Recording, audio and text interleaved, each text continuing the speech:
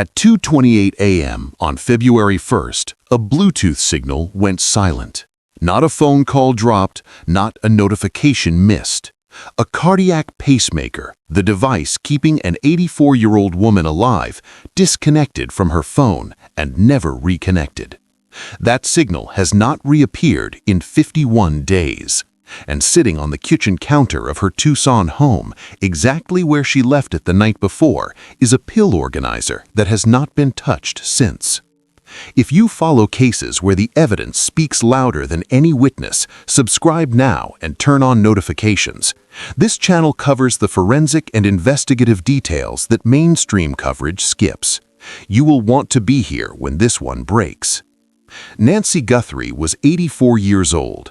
Born January 27, 1942, she had lived in the same Catalina foothills home for decades.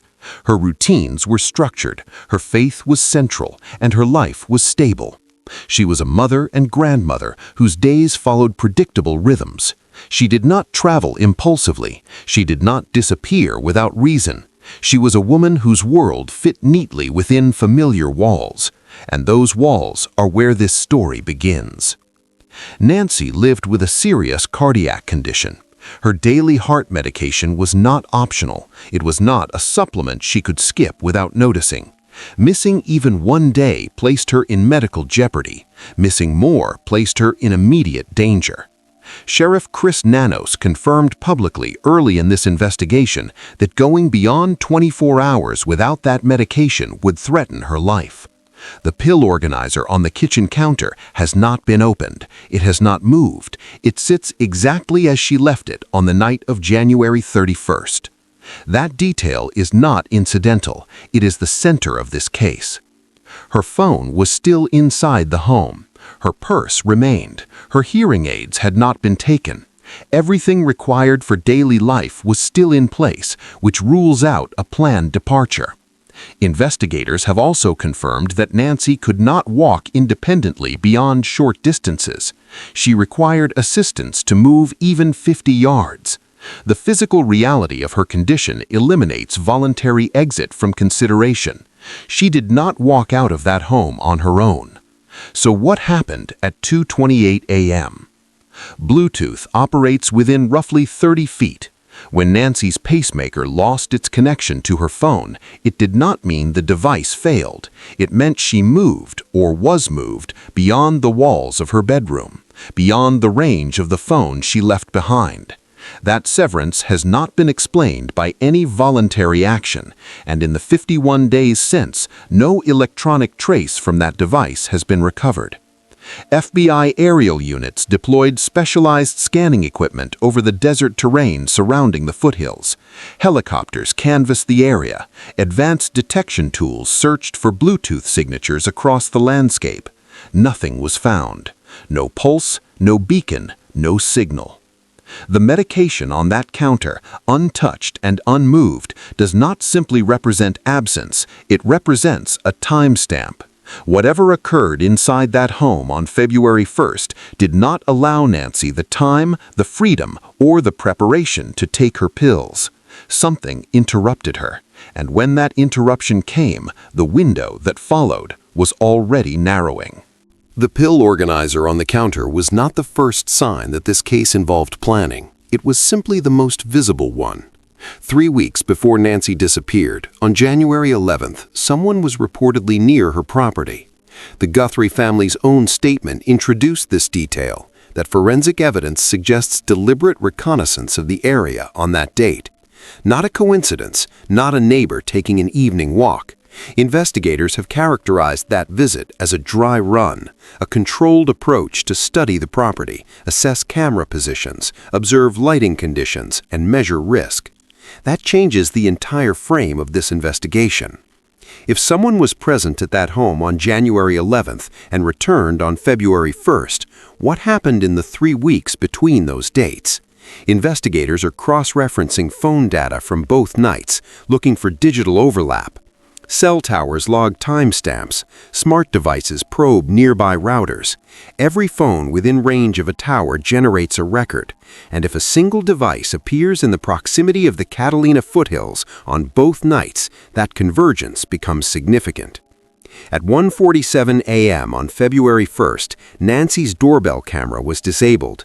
The timing was precise, not accidental, not clumsy. Effectively disabling a surveillance system requires knowing where the cameras are mounted and how they function. That knowledge, investigators believe, may have been gathered 3 weeks earlier. The camera was not stumbled upon, it was anticipated.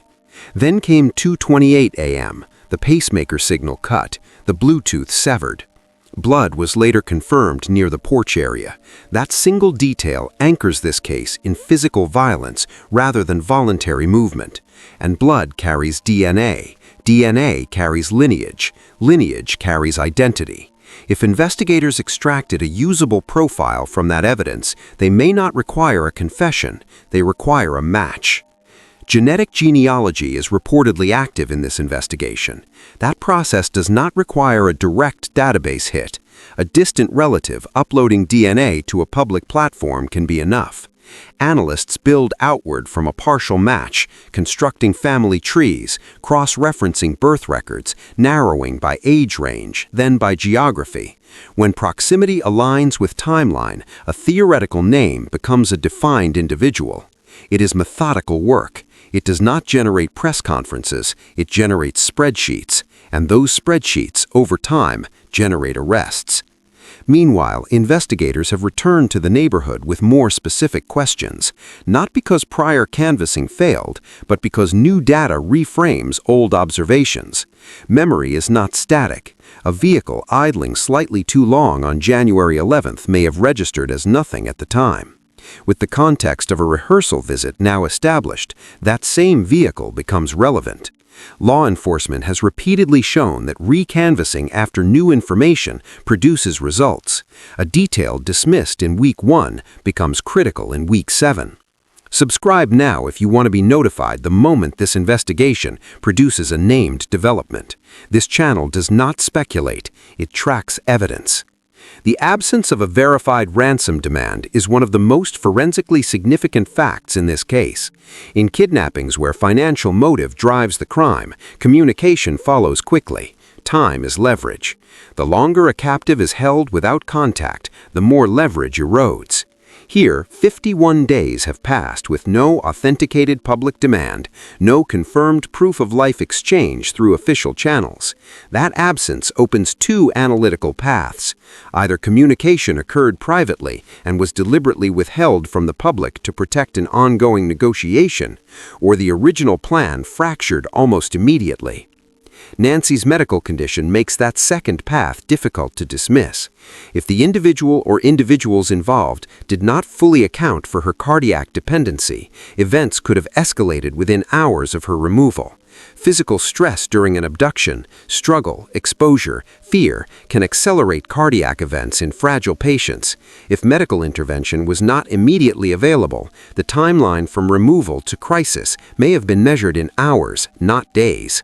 That possibility does not explain motive, it may explain outcome. The pacemaker disconnected at 2:28 a.m. Blood appeared near the porch. The medication remained untouched on the counter. By the morning of February 2nd, Nancy had gone beyond the 24-hour threshold, identified as potentially fatal. Those facts form a sequence, and that sequence does not suggest a controlled, extended captivity. It suggests an early, severe disruption to whatever plan existed. Savannah, Nancy's daughter, spoke publicly on day 24. Her language was deliberate. She described darkness as the cover for her mother's removal. She described hope not as a flame, but as embers. She acknowledged openly that the family understood they might already have lost Nancy. These were not impulsive words from someone in acute shock. They came from a daughter receiving regular investigative briefings, someone who understood the medical and forensic reality well enough to prepare publicly for a different outcome. On day 50, the family released a formal statement. They thanked the Tucson community. They stated that their energy remains focused on bringing Nancy home. But one phrase stood out from the rest. They said they could not truly grieve until Nancy is laid to rest in her final place. Final place, rest, peace. That language carries weight that celebration does not. The pill organizer has not moved, the pacemaker remains silent, and the investigation, according to Sheriff Nanos, holds substantial confidential information that cannot yet be disclosed. That phrase, substantial confidential information, is not standard deflection. Officials do not use that language without reason. It implies evidentiary movement operating below public view. Threads are converging somewhere. The question is how close they are to a name. No arrest has been announced. No suspect has been publicly named. No body has been recovered. Officially, this case remains active and open. But the evidence structure surrounding Nancy Guthrie's disappearance is not static. It is compressed. January 11th established presence. February 1st established action.